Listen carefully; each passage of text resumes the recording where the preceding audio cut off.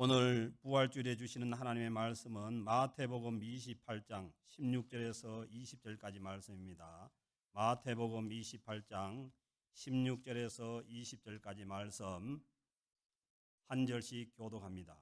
11 제자가 갈릴리에 가서 예수께서 지시하신 산에 이르러 예수를 배웠고 경배하나 아직도 의심하는 사람들이 있더라.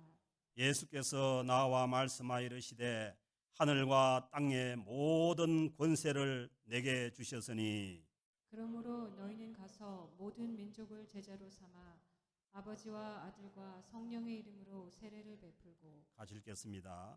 내가 너희에게 분부한 모든 것을 가르쳐 지키게 하라. 볼지어다 내가 세상 끝날까지 너희와 항상 함께 있으리라 하시니라. 아멘. 예수 그리스도께서 어두움의 사망 권세를 깨고 부활하셨습니다. 마스크를 꼈으면 아멘 소리가. 부활하셨습니다. 예수님께서. 인간은 이 땅에서는 태어나는 순간부터 죽음을 향해 가는 존재입니다. 가만히 인생을 생각해 보십시오.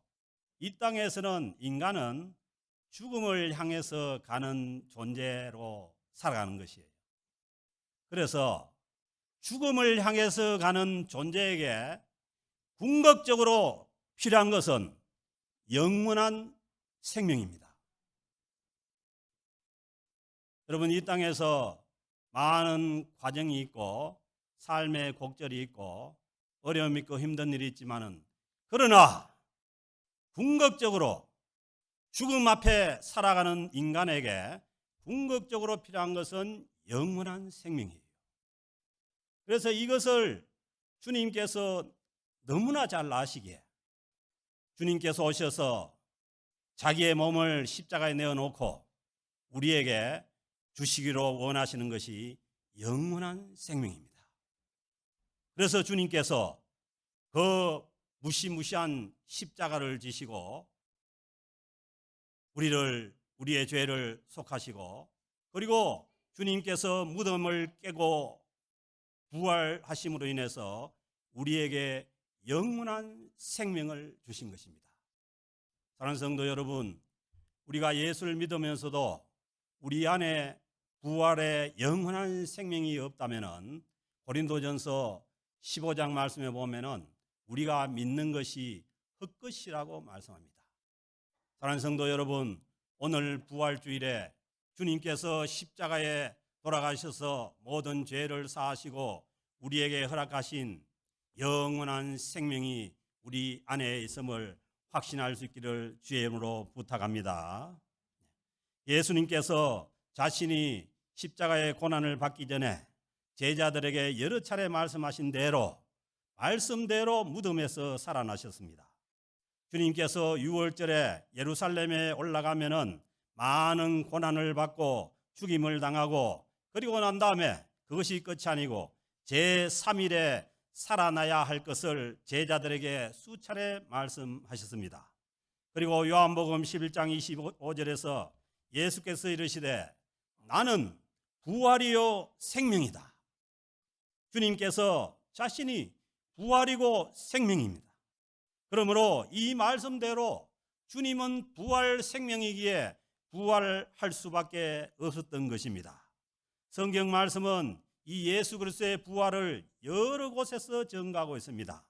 대표적인 말씀이 부활장인 고린도전서 15장에 나오는 말씀입니다. 내가 받은 것을 너희에게 먼저 전하였노니 이는 성경대로 그리스도께서 우리 죄를 위하여 죽으시고 장사 지낸 바 되셨다가 사흘 만에 다시 살아나사. 아멘. 사흘 만에 다시 살아나셔서 먼저는 베드로에게 보이시고 그리고 나머지 12제자에게와 그 후에 500여 형제에게 일시에 보이셨나니, 그러니까 형제만 500명이니까 자매까지 하면 몇 명 되겠어요?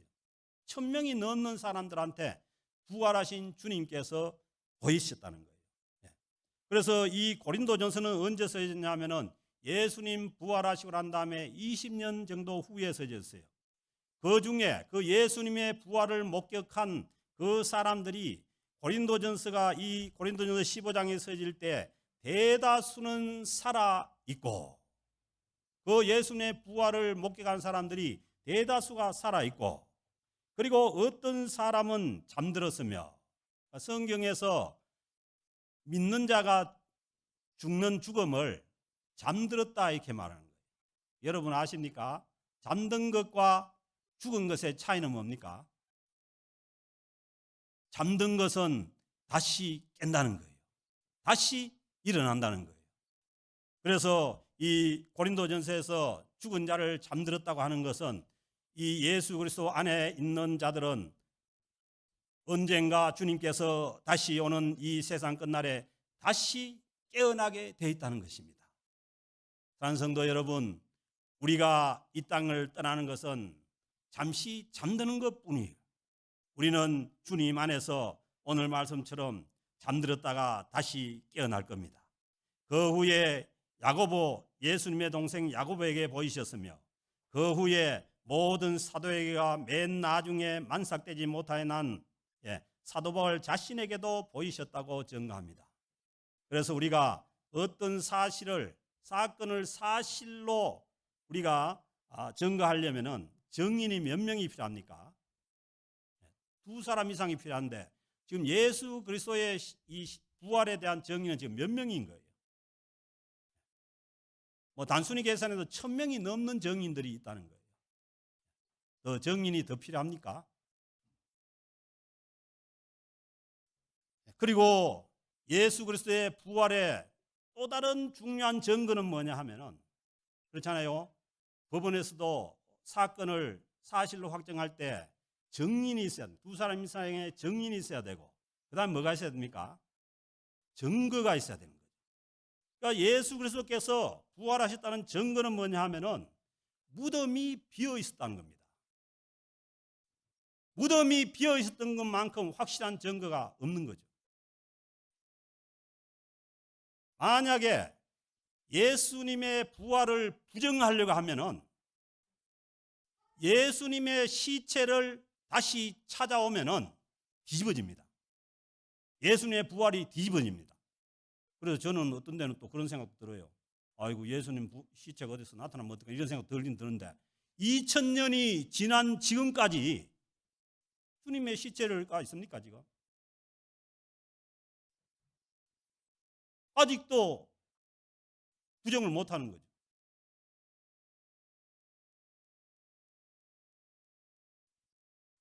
예수님께서 금요일에 십자가에 못 박혔다가 그 이튿날은 안식일입니다. 안식일. 토요일이 안식일이에요. 토요일 안식일 날은 못 움직이니까 그 예수님을 갈릴리에서부터 따라온 여인들이 이제 그 안식일이 지난 토요일이 지난 오늘이죠. 오늘 주일 아침에 예수님의 그 무덤에 있는 시체에다가 그 사람들이 부활을 보러 간 게 아니에요. 예수님의 시체에다가 향유를 발라주려고 새벽이 되자마자 쫓아간 거예요. 그런데 거기에서 만난 것은 비어있는 무덤과 그리고 부활하신 예수 그리스도를 만난 것입니다. 그래서 이 사실을 부정하기 위해서 그 예수님을 십자가에 못 박은 자들이 예수님이 잠깐 많이 맞아가지고 기절했다가 무덤에 들어가지고 다시 깨어나가지고 무덤 밖으로 어디 가버렸다. 그런 이제 얘기도 성경에 있는 거예요. 그렇게 이제 얘기하는 일도 있고, 또 하나는 뭐냐 하면은 예수님의 시체를 제자들이 몰래 와가지고 훔쳐가 버렸다는 거예요. 그런 도난설도 있고, 그래서 온갖 설이 다 나왔지만은 그러나 그것은 거짓말입니다. 그래서 그 거짓말로 예수님의 부활을 부인할 수가 없었던 거죠. 그래서 예수님의 부활을 본 자들이 그 안식일 다음 날 예수님을 보고 뭘 했냐? 주님 앞에 경배하기 시작한 거예요. 사랑하는 성도 여러분, 오늘 예배가 어떤 예배인지 압니까? 부활하신 주님 앞에 막달라 마리아와 그 여인들이 드렸던 그 경배를 우리가 주님 앞에 드리는 예배입니다. 그때부터 안식일 다음 날 주님께서 부활하신 이 날에 초대교회가 예배를 드리게 된 전통이 지금까지 내려오는 전통입니다. 만약에 예수님의 부활이 없었다면 우리는 지금 유대인들처럼 안식일 날 토요일 날 예배를 드리고 있어야 되는 거예요. 주일날 우리가 지금까지 2000년 동안 이렇게 예배를 드리고 있다는 것은 주님께서 안식일 다음 날 주님께서 부활하신 그날에 주님의 날에 우리가 예배를 드리고 있는 것입니다. 사랑하는 성도 여러분, 이 정도면은 주님의 부활에 대한 정의인과 증거가 충분하지 않습니까? 왜냐하면은 인간의 머리로서는 이해가 될 수 없는 거죠. IQ 많아봐야 150 정도인데 이 150의 머리로 하나님의 창조의 능력으로 부활시킨 이 부활 사건을 다 머릿속에 이해할 수가 없는 거죠. 그래서 믿으라고 하는 거죠.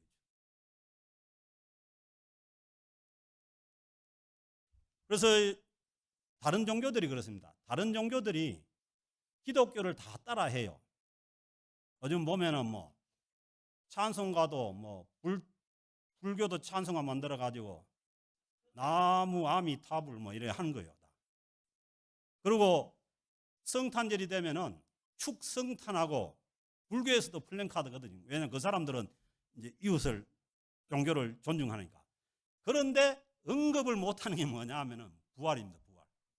왜냐하면은 그 사람들의 인간적인 종교에는 부활이라는 게 있을 수가 없는 거죠. 왜냐하면은 부활이라는 것은 어떤 인간의 사건이 아니고 하나님의 사건이고 하늘의 사건이기 때문입니다.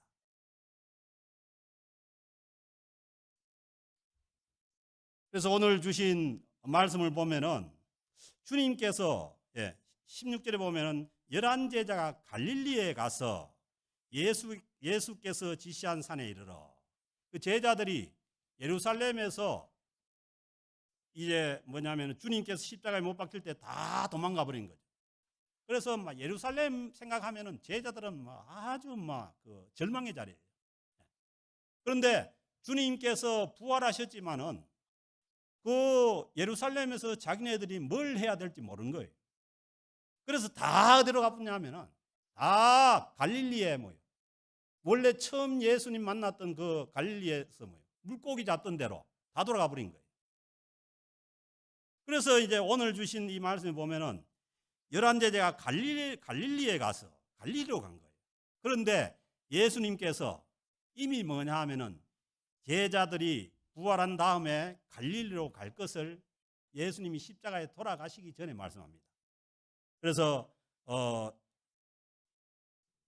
그 마태복음에 보면은 예수님께서 그 16절에 보면 11제자가 갈릴리에 가서 예수께서 지시하신 산에 이르러 말씀하죠. 갈릴리로 가는 것이 이미 하면은 성경 말씀에 다 예언이 되어 있었던 거죠.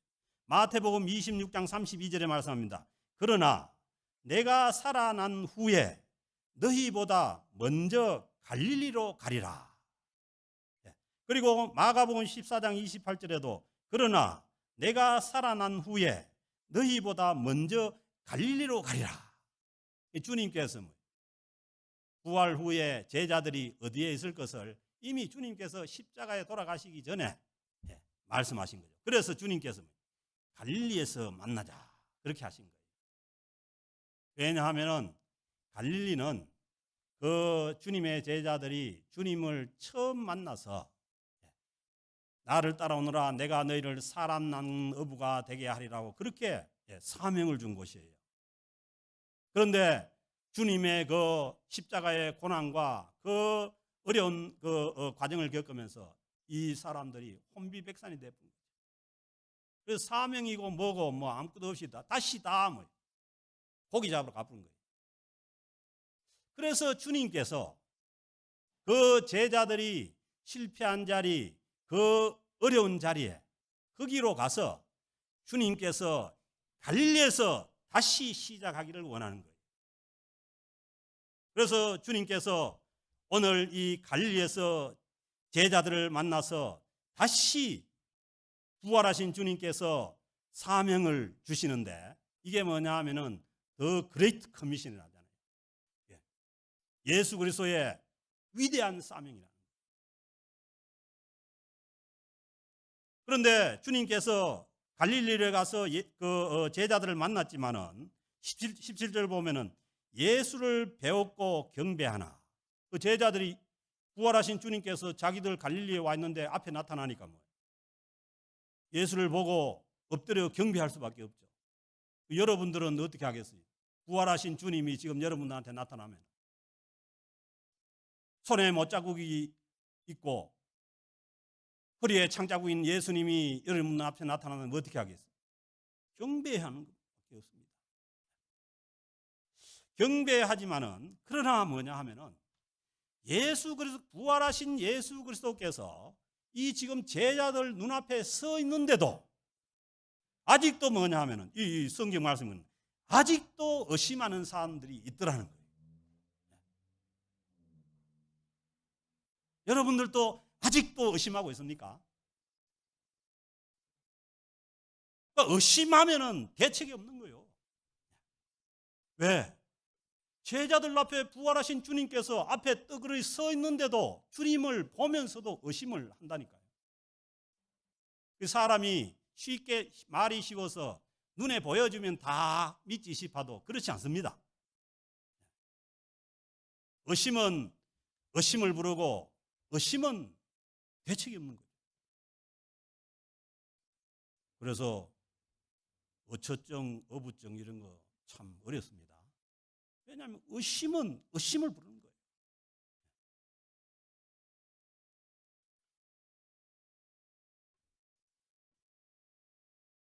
그러면서 주님께서 자기 앞에 있는 제자들에게 주님께서 나와서 말씀하시되, 먼저는 뭐냐 하면은 이 위대한 사명, 더 그레이트 커미션을 주는 사람이 누군지를 지금 밝히는 거예요.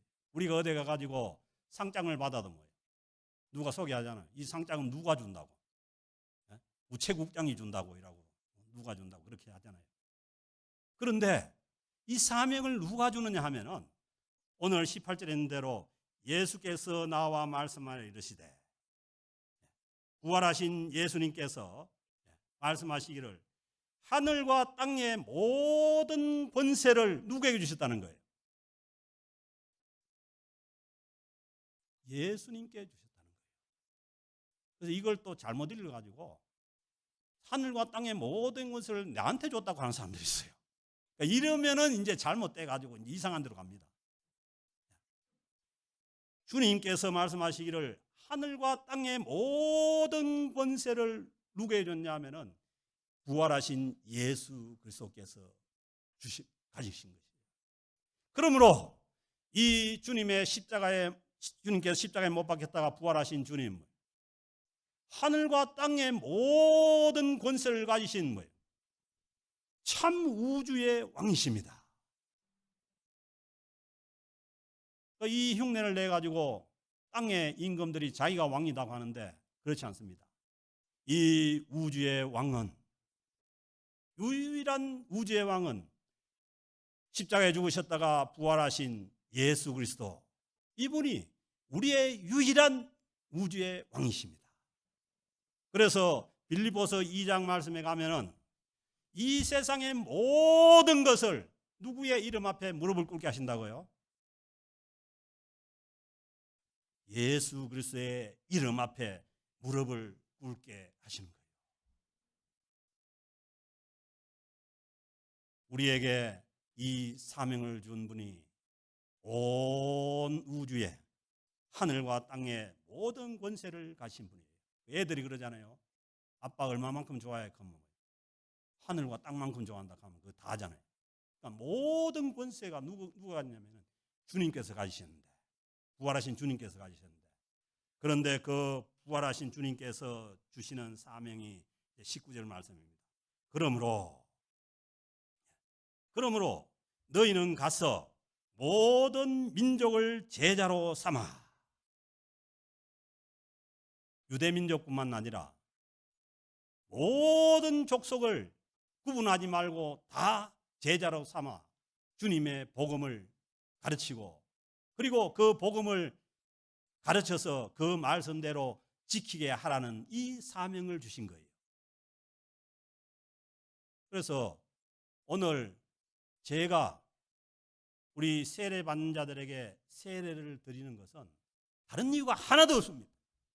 주님께서 주라고 했기 때문입니다. 제자를 삼아서 아버지와 아들과 성령의 이름으로 세례를 베풀고, 목사의 이름이 아니에요. 성부, 성자, 성령의 이름으로 세례를 베풀라는 거예요. 그것은 무슨 얘기냐면은 이제 세례를 받는다는 것은, 세례를 받고 나면은 성부 하나님과 성자 예수님과 성령님과의 관계 속에서 살아가는 거예요.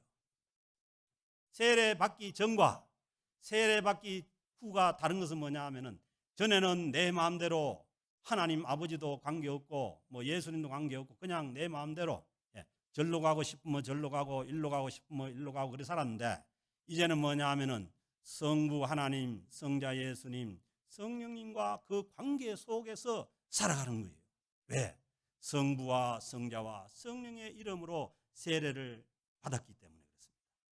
그리고 세례 받음으로 끝나는 것이 아니라 세례 받는 것은 이제 시작일 뿐입니다. 그 다음 말씀을 보면은 내가 너희에게 분부한 모든 것을 가르쳐 지키게 하라는 거예요.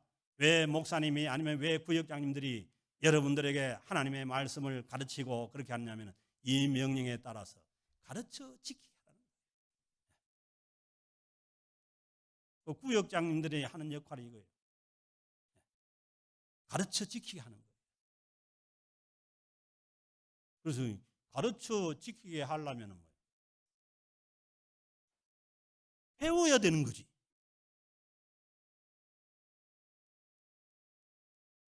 성경도 안 보고 배우지도 안 하고 뭘 가르치는 거예요? 가장 기본적인 그 신앙생활의 형태가 뭐냐? 배워서 가르쳐서 지키게 하는 거예요. 그래서 오늘 또 제가 이렇게 큰 소리를 치는 것은 가르쳐서 지키게 하기 위해서. 어찌됐든 뭐 코비드 상황이 되든 아니면은 뭐 어떤 상황이 되든 뭐 할 줄 모르는 뭐 온라인을 사용해 가지고 하려고 하는 것은 뭐냐 하면은 가르쳐 지키게 하라는 거예요. 가르쳐 지키지 않으면 이 교회의 사명이 없는 거예요. 그래서 우리가 세례를, 여러분 다 세례 받았죠?